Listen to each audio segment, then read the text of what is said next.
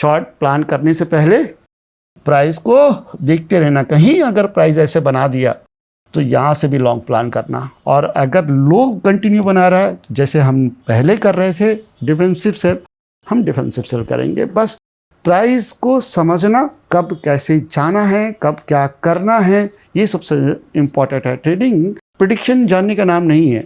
मैं एक लाइन भी कहता था, knowing the direction will not make you trader, you must know what to do and when to do.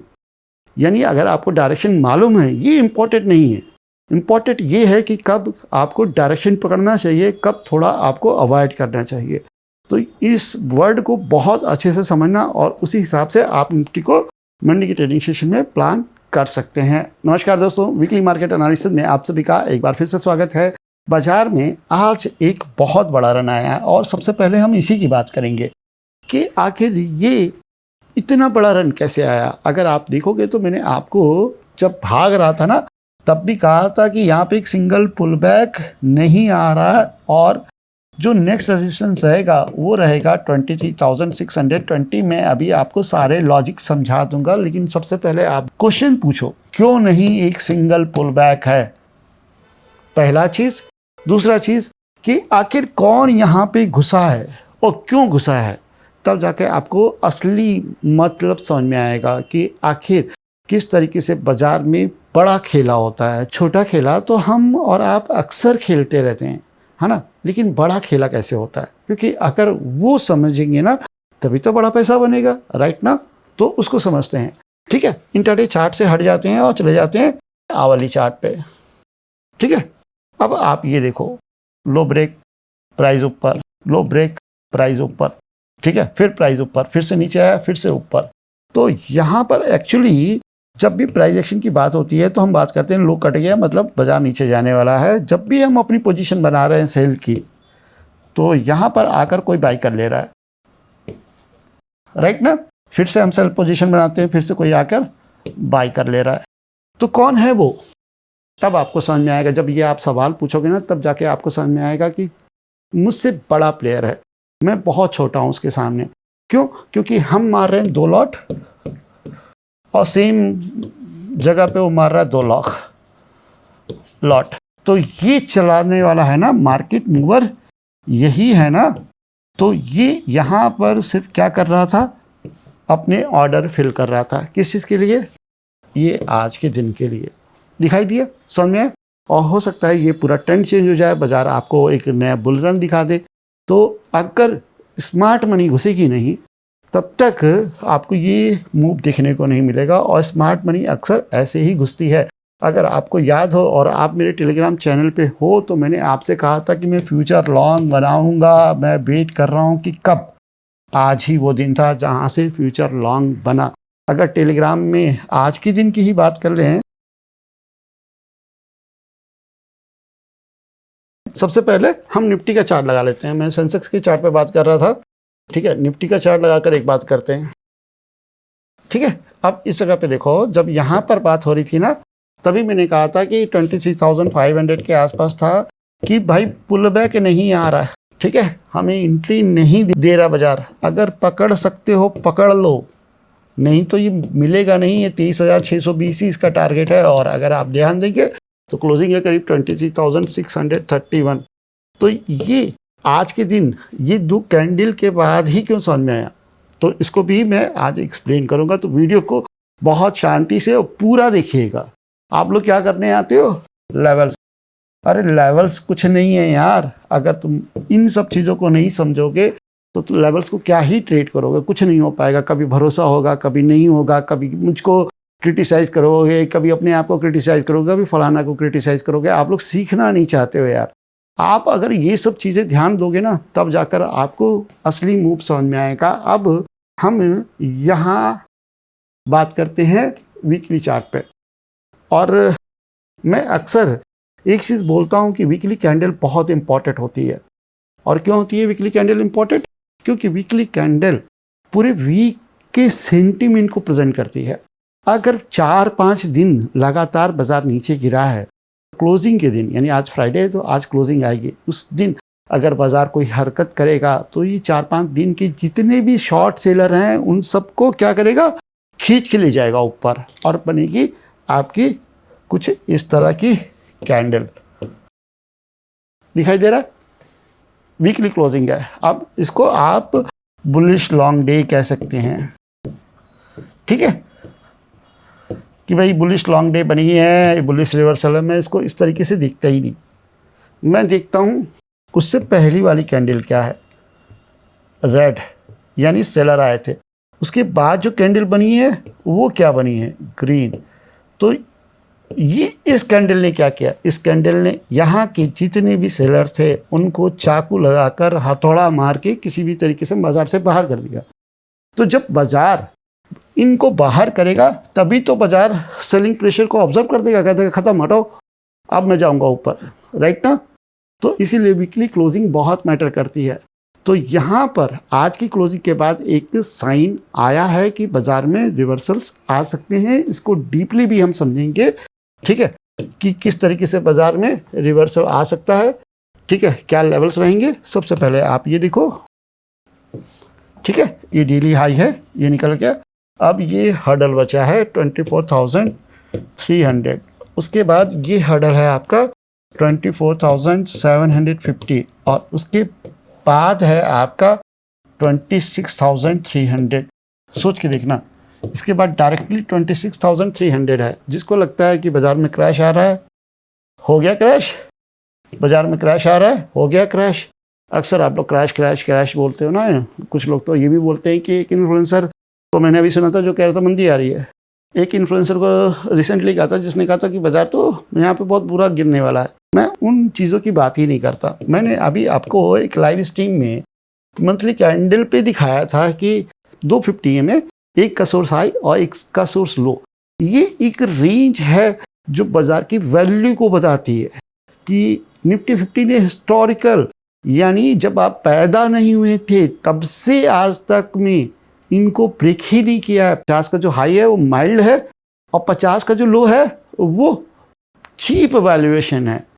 और ये मैं हवा में बात नहीं कर रहा हूँ, ना ही मैं किसी न्यूज़ को कैश करना चाहता हूँ। आप अपने जन्म से पहले का उठा के देख लो, निफ्टी आपका बुलिश ही है, समझ रहे ना। तो आप जो मुझे बुलिश बायस कहते हो, कहते रहो, मेरा ट्रेड बनता है बुलिश में।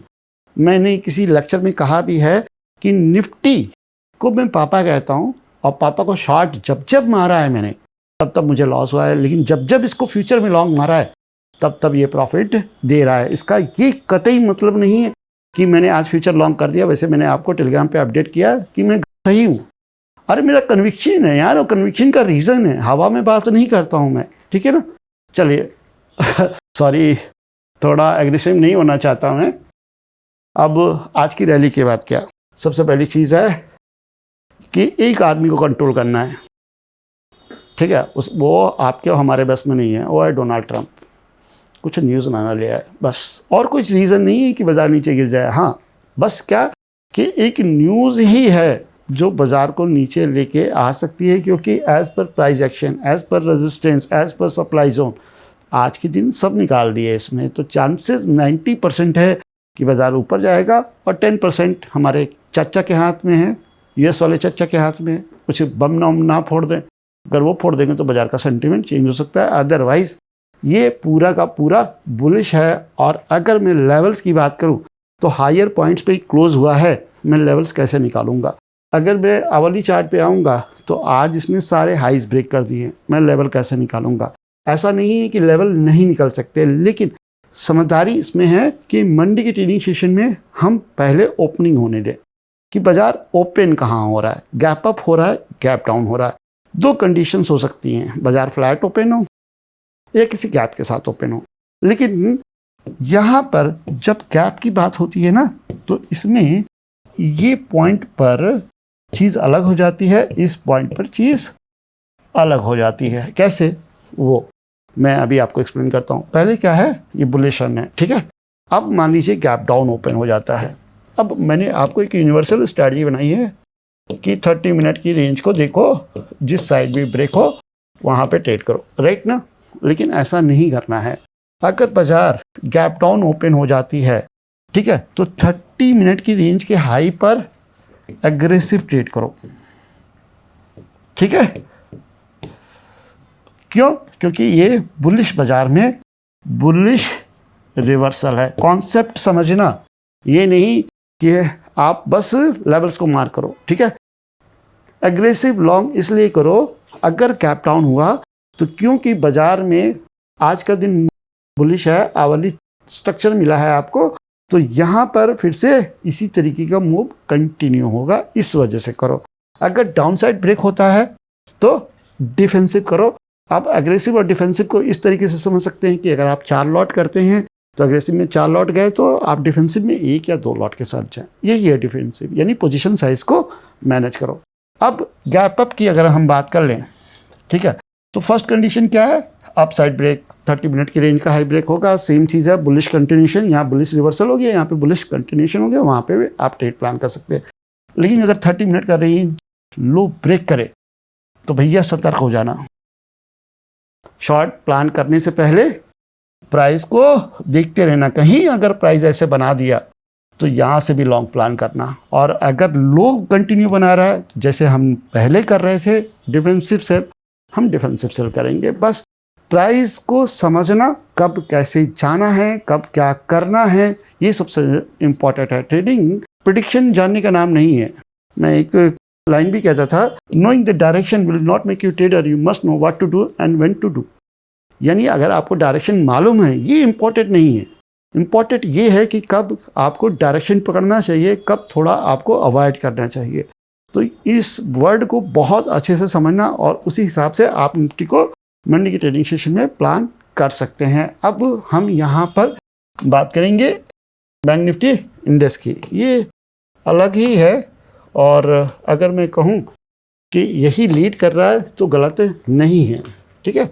आप आज के जाके बैंकिंग स्टॉक्स देखिएगा, ठीक है, और निफ्टी का ही चार्ट देख लीजिए। निफ्टी अभी यहाँ पर है ना, यहाँ पर ब्रेक कर रहा है और ये ऑलमोस्ट अपने हाई के आसपास आ चुका है। ये अगर डब्लू है तो यहाँ पर चांसेस बहुत ज़्यादा हैं। बस एक ही हर्डल है और वो है 58,000 का। ये निकाल देगा, ये अपना ETH टेस्ट कर लेगा, ठीक है, विच इज़ अराउंड 62,000, यानी 4-5 हज़ार पॉइंट का रन आएगा अगर 58,000 ब्रेक करता है तो। अब इसको इंट्राडे में कैसे प्लान करें? तो इंट्राडे चार्ट पे जाना पड़ेगा। अच्छा, इंट्राडे चार्ट इसका बुलिश है, निफ्टी से ज़्यादा ही बुलिश है। इसमें भी वही स्ट्रेटजी प्लान करेंगे जो हमने निफ्टी 50 इंडेक्स में अभी डिस्कस की है कि अगर हाई ब्रेक होता है, थोड़ा गैप अप के बाद थोड़ा डिफेंसिव हाई में भी रहना, बहुत अच्छे से समझना, क्योंकि ऑलरेडी भाग चुका है। उसके बाद गैप अप देने के बाद फिर से ऊपर भाग रहा है तो फ्यूल कम हो जाएगा, ठीक है। वहाँ पर आप क्या कर सकते हो, लॉन्ग प्लान करो, कोई दिक्कत नहीं है, लेकिन थोड़ा सा डिफेंसिव। लेकिन अगर प्राइस गैप अप के बाद किसी बुलिश रिवर्सल को दे, वहाँ एग्रेसिव प्लान करना।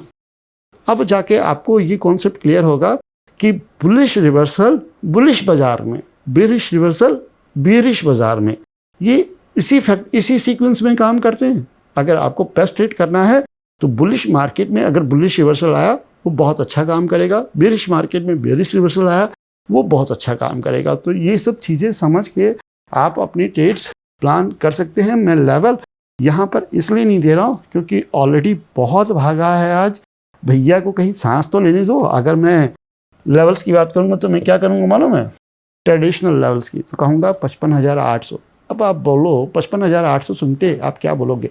बजरबा 56,800 में ट्रेड कर रहा है, तुम 55,000 का लेवल दे रहे हो? पॉसिबल है? नहीं है ना पॉसिबल। अरे भाई प्राइस एक्शन के हिसाब से भी नहीं है, ठीक है। ऐसा तो नहीं है कि यहाँ इसको 20 से काट दो, कह दो है ही नहीं, मैं मानता ही नहीं, ऊपर नहीं है ना। जो लेवल है प्राइस एक्शन के हिसाब से वही रहेंगे। अब ऑलरेडी इतना भाग गया है तो हमको अगर यहाँ पे कोई एक लो मिल जाता तो प्लान कर सकते थे, नहीं है। ये स्ट्रेट सीधा बांस की तरह खड़ा है, इसी वजह से कंडीशन अप्लाई होगी, कंडीशन के हिसाब से ट्रेड होगी। Gap up, gap down, flat opening, सब की कंडीशन सेम है और वो मैं ऑलरेडी आपके साथ डिस्कस कर चुका हूँ। तो बस इतना ही है बाजार। वैसे आज का दिन तो बहुत ही अच्छा था और जैसा कि मैंने डिस्कस किया था आपसे कि फ्यूचर लॉन्ग बनेगा और वो ऑलरेडी अब बन चुका है। बाकी आप बताइए, आप में से कितने लोग आज के दिन प्रॉफिटेबल रहे? अगर भरोसा हुआ इस रैली पे तो क्यों हुआ, अगर भरोसा नहीं हुआ तो क्यों हुआ, क्यों नहीं है, साथ में क्या आप वाकई सोचते हैं कि बाजार यहाँ से गिर जाएगा, और गिरेगा उसके पीछे रीज़न क्या है? मेरा तो एक ही सिंपल सा रीज़न है, वो है डोनाल्ड ट्रंप। उसके अलावा मेरा कोई रीज़न नहीं है। बाकी आप अपने रीज़न हमारे साथ जरूर शेयर करिएगा। मिलते हैं नेक्स्ट वीडियो में। थैंक यू, नमस्कार, धन्यवाद, जय हिंद।